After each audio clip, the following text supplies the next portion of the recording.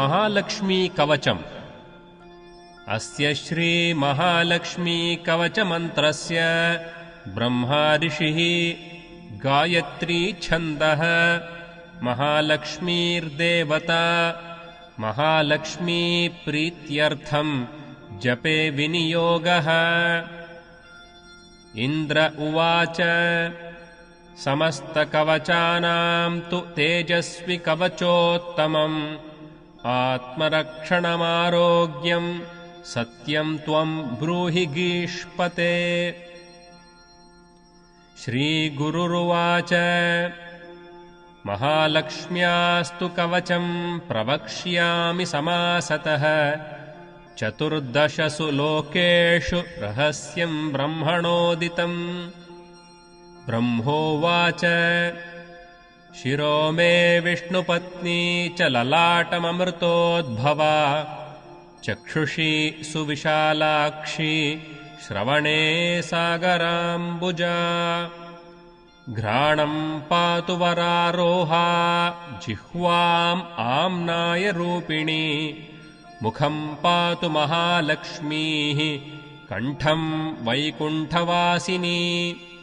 स्कन्धौ मे जानकी पातु भुजौ भार्गवनन्दिनी, बाहू द्वौ द्रविणी पातु करौ हरिवराङ्गना।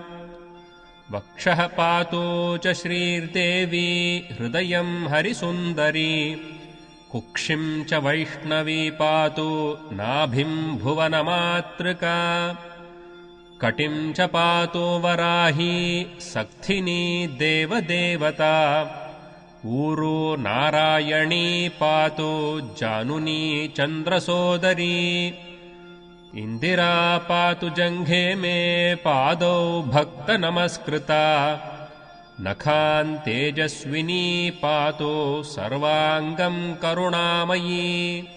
ब्रह्मणा लोकरक्षार्थम् निर्मितम् कवचम् श्रियः, ये पठन्ति महात्मानस्ते च धन्या जगत्त्रये।